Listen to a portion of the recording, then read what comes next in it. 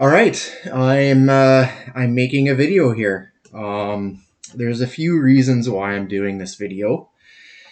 As everyone is, well, not everyone, because this is going to be going a few different places. I'm going to put this on Facebook and maybe YouTube, and I'll get into that into a little bit why.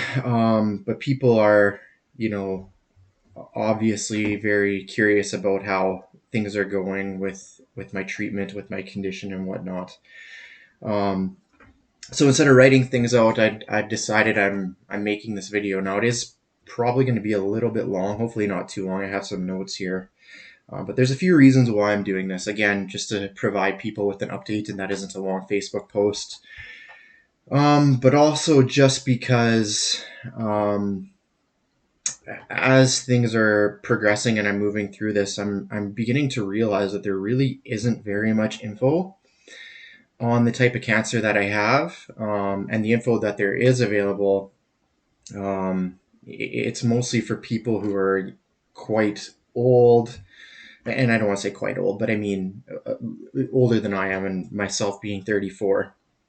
Um, and as I've kind of moved in and things have, like I say, progressed, anyone who knows me knows the type of person that I am, knows that I love to research stuff. I like when every time I'm buying something new, if I'm going somewhere, if it's whatever it is, if I'm cooking a new meal, I'll watch YouTube videos, I'll read, I'll whatever to find the best way to do something, the best review for a specific item. And if I'm buying a TV, I'll watch 10 videos on that TV. If I'm buying a new pair of headphones, I'll watch 10 headphones. And as this type of cancer has worked its way through me, there's really nothing out there. It's a very rare type of cancer, and I can't find any info. Not that there's no info, but the info that I do have is there's just not a lot. And not even getting into the analytics of it, but just through a person who's dealing with it and what to expect and so on and so forth. So, um, yeah, that's why I'm doing this, and hopefully, people that come after me, if they're diagnosed with this type of cancer, and I'll kind of get into what it is and who I am as I progress. I'm hoping that once this is on YouTube, if you type in GIST cancer young person, not that I'm super young, but I'm 34, so I'm not old by any stretch. That maybe this video pops up and I can kind of give you a little bit of something um, to lean on, that you're really not alone, because this is honestly, that's one of the things I'm finding as I'm working my way through this, is that it's very lonely, and I'll get into why in a little bit. And I'm also recording this video for myself, just as a kind of a way for me to kind of work through my thought process, work through what I'm going through as I do go through it. Maybe this can be therapeutic in some way. So just to provide background on myself, and I know, again, I said I'm going to put this on Facebook and those people know who I am, but I am putting this on YouTube, so I'm maybe just some stranger talking to you. I'm a 34-year-old male living in Canada, and the type of cancer that I have is called GIST. Now, this type of cancer is not very common. I don't have the numbers right on me right now, but I think there's only about 6,000 to 7,000 people diagnosed with it in the States. That's not worldwide. I only have the number for the States, but annually. So it's very rare. As far as I can tell, it affects both men and women equally, but for the most part, it is older people. And when I say older, I'm not talking 70s, 80s, 90s, but generally speaking, it's something you don't see till you're after 60. I'm in a few different support groups. There's some stuff online on Facebook, where people who do have this type of cancer can join a group. And I'll kind of get into different support groups as well, again, for people watching this in the future. And generally speaking, I've kind of done my research, but as far as I can tell, I'm the youngest one in those groups. Now, there's been some people who are in their 40s and 50s, but even they're rare. Most of the people are in their 60s, and again, taking into account social media is still, even in 2023, a young person's game. Uh, it just kind of shows you that this isn't very common for someone my age. Um, so I was diagnosed back, geez, it was quite a while ago now, back in the fall of 2021. I originally actually thought I had kidney stones. I went to the doctor because I had been exercising, and every time I was done exercising, I was having a little bit of pain in my lower abdomen. Again, thinking it's kidney stones. And when I say pain, it wasn't terrible. Like I was able to push through it, but it was enough that, I thought I better go to the doctor. The doctor immediately noticed something was off. She felt a lump. I'll be honest, at the time, I didn't think anything of it. I thought she was being overly cautious. I had an ultrasound done, and they let me know that there was a mass in my abdomen. Now, at the time, they originally thought lymphoma was originally what they thought. They knew it was probably cancer right away, which was a little bit scary, obviously.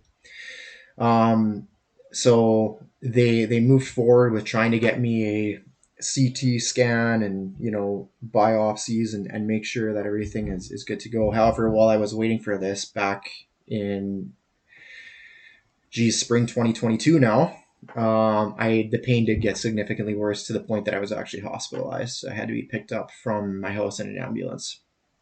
Um, because of that, I spent about 3 weeks in the hospital. They were able to get the CT scan done. They were able to get a biopsy done around March 2022, where I learned that it wasn't lymphoma. It was gastrointestinal stromal tumor, which, you know, um, I took as a win. To be honest with you, I didn't want lymphoma, and all the research that I did for GIST was that it is very curable. Gleevec is a miracle drug, and that I was going to come out of this fine. Um, everyone talks about that moment when they're told they have cancer. I don't think mine was very similar to other people's because, again, I didn't have to do chemo. I was going to be taking one drug once a day, which they told me would reduce the size of the mass. And then I'd have surgery, and then this would be over. Um, I was able to live my life. I got out of the hospital. They put me on 400 milligrams of Gleevec or imatinib, and honestly, I was fine. I did deal with a little bit of side effects with nausea, and then I had some iron deficiency as well. But for the most part, I was able to live my life really under no constraints. I just thought it was just going to be something I was going to have to deal with, and it would be over with, and I'd continue on. Moving forward, I started Gleevec or imatinib in March 2022. Around October 2022, I had a CT scan, and it was very clear from a CT scan that I took that the Gleevec had stopped working. The mass was increasing in size quite a bit, which was pretty scary. So they did some more testing, and they found out that the mass is exon 9, which is a type of mutation for GIST. So GIST has a few different mutations that it can form by. And if you are watching this video again and you've been newly diagnosed with GIST, make sure your oncologist finds out this stuff for you. Mine didn't right away, and it maybe could have saved a little bit of trouble moving down the line if I would have been able to find out it's exon 9. Again, because exon 9 mutations don't respond all that well to 400 milligrams of imatinib, and they had to move you to 800, which if the test would have been done at the beginning, I could have started on 800 and maybe it doesn't grow and whatnot, but that's all done with anyway now. So I proceeded to 800 milligrams of imatinib. At this time, I did take time off work. My hemoglobin was down to, I think normal range is 120 to or 140 to, 180. And my hemoglobin was steadily dropping. Obviously, the tumor was bleeding. And at one point, I was low 60s. I was very, very fatigued due to the low blood count. Even going up the stairs was a bit of a hassle. So I did have to take time off work, and to be honest, I was pretty much completely sedentary, which for me is very abnormal, as I'm usually a pretty active person. Again, proceeding a little bit forward, they did decide to go after the tumor and surgically remove it in February 2023. So in February 2023, I had the surgery to remove the tumor. I have pictures of it, which is pretty unreal. They said it was about the size of my head. The tumor they took out. Now, luckily, after the tumor was removed, my hemoglobin started climbing right back up. I had no issues at all. They had to take out quite a bit of my intestines, but I suffered no long term impacts from that. Um, and I was able to move back on with my life. I was back to work within 2 weeks, and I was back to working out and being active again almost within 2 weeks. Afterwards, again, I was only 33 at the time, or 34. Yeah, it was 2023, 34. So I bounced back quite fast. And again, I never really felt like this was anything more than just kind of a bump in the road. I thought it was over with. They continued on me on 800 milligrams of imatinib moving forward just to prevent it from coming back. Um, but other than that, other than taking the pills and maybe a Zofran in the morning to get rid of a little bit of the nausea from the pills, I was living my life. However, that was all put to spin. Um, about 3 weeks ago now, October 20th, I believe. Routine CT scan, which they have me doing about once every 3 months, came back. And here, where I'm living in Canada, you're actually able to read your results before you talk to a doctor. I read my results and I realized things were very, very different moving forward. Multiple lesions had been found on my liver and a spot on my peritoneum. I read those results without a doctor. Sorry, actually, while having supper out with my family. They say don't Google anything because you don't know the full results, but the CT scan was very clear. And just from simple Google searches, I knew this was a big deal. There's a big difference between your primary tumor and there's a big difference between when it's metastasized. It was about a week later that I was able to talk to a doctor, and my oncologist let me know that yes, it looks like it's metastasized. Now they had to do a biopsy and they had to do a few other things. They did another PET scan just to confirm that it was something else, wasn't something else. But obviously, given the history, it was pretty clear what it was. And indeed, I have those results back, and it was GIST cancer on my liver and peritoneum, which is the two most common spots for GIST to metastasize in people. As I've mentioned before, I never felt like I had cancer. I very much do now. The statistics for a GIST when it's a primary tumor are quite good. When it's metastasized, especially when I'm on imatinib, which is supposed to prevent this from happening, it's a first line treatment, are not good. Now, keeping into account again that most people who get this are older and not young, but the statistics are around 25 to 30% 5-year overall survival rate once it's metastasized, and that's on Gleevec, which I can't take because it doesn't work anymore. Off of Gleevec, it's almost impossible to find statistics because it's a first line treatment, and all statistics kind of include that. You can find statistics for the next line of therapy, which is sunitinib. But again, those don't take into account the treatment line after that. So you don't want to go by that either. So that's where I am now. And I'll kind of go into what next steps are and what my plans are, just so for people who are aware, but and just from the talks that I've had with doctors. So immediately following this, again, I've mentioned that I am on Facebook support groups. that's kind of what I did. And they referred me to something called Life Raft, which is a online group, nonprofit based out of New Jersey in the States that look at this type of cancer.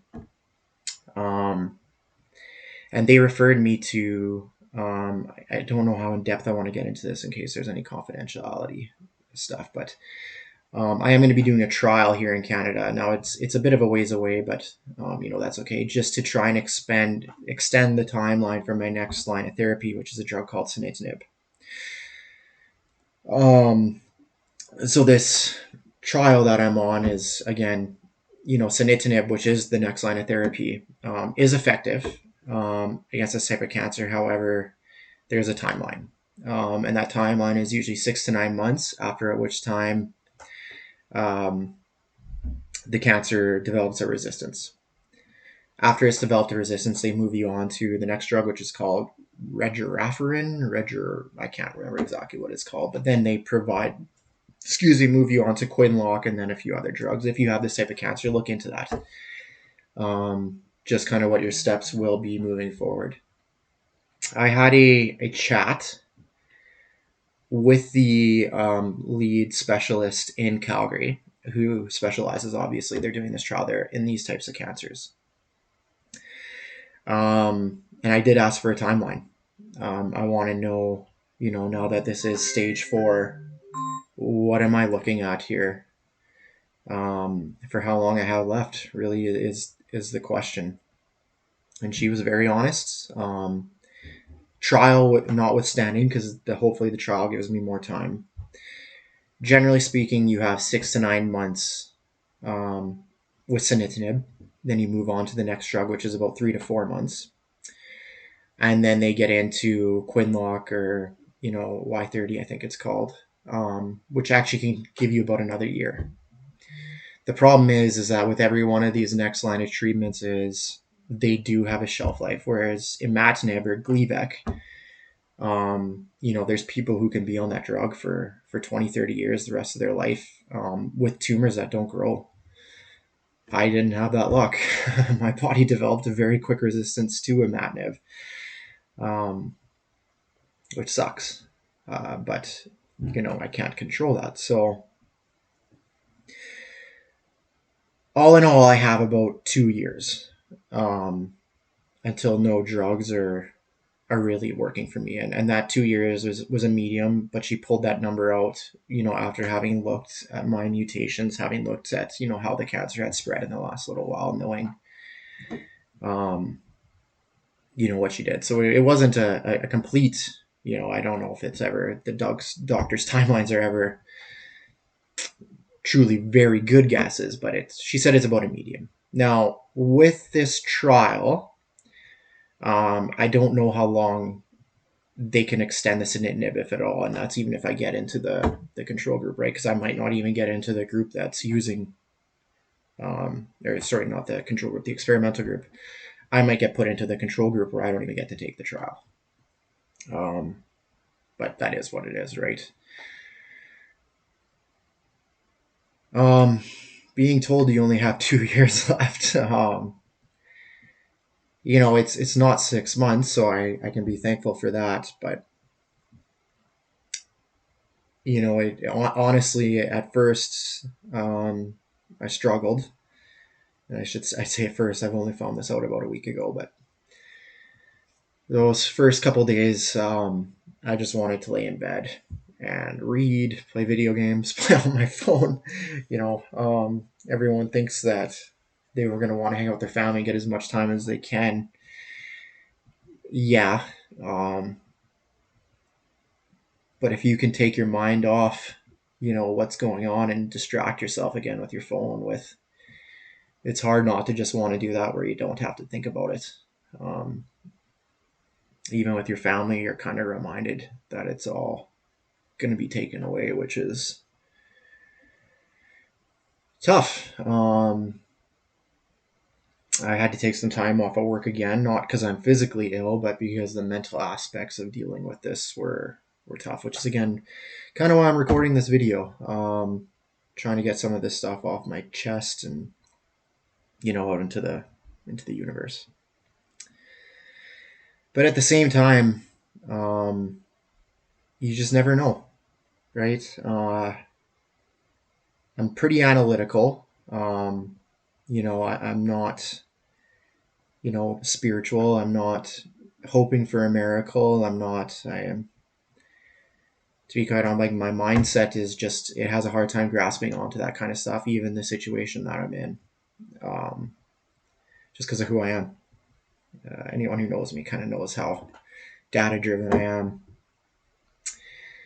However, that being said, the longer I can push this down the road, let's say that this drug does do wonders, um, and extends my life by quite a bit. New trials pop up. I am young, and you just never know. Um, but if it doesn't, you know, um, it's the luck of the draw that I got. I have no control over it. I can sit here and talk about how life is unfair, and I don't really think it is unfair. I think it's just what it is. So, there's nothing I can really do on my end other than take the drugs that they give me. Probably can eat better. I kind of found out and been eating a lot of fast food in the last couple of weeks and not doing anything.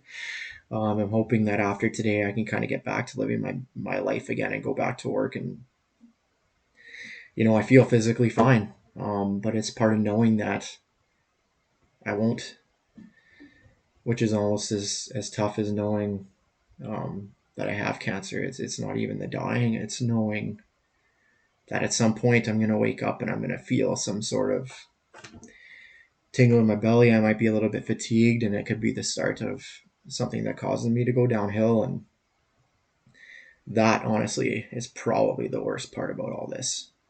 Just knowing that I'm going to be sick again.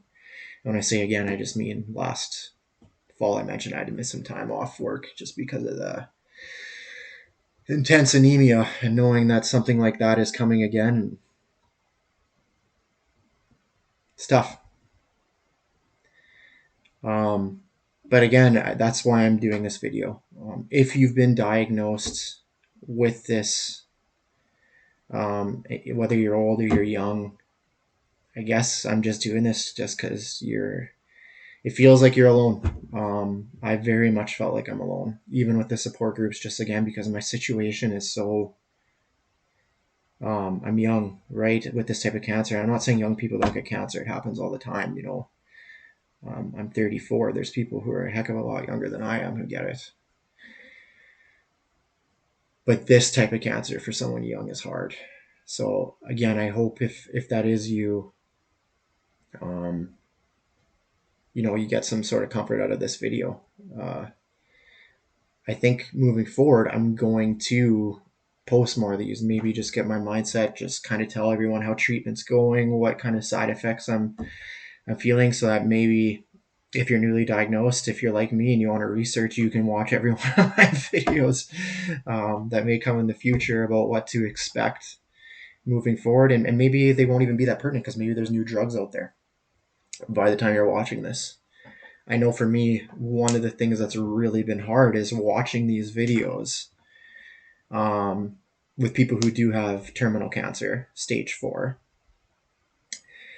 and you get a little bit of hope from it, and then you read the comments and they've passed. You're watching someone who's no longer there, and that might be the case with me when you're watching this.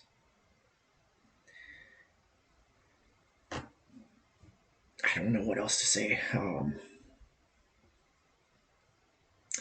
not normally a YouTube person. I've never uploaded a video, so there might be a way to properly sign off. And I'm sorry for the length of this, everyone. I know it is a little bit lengthy, and if you've stuck around through the whole thing, thanks. And I can't express honestly, like everyone asking how I'm doing, asking my wife how I'm doing, texting me.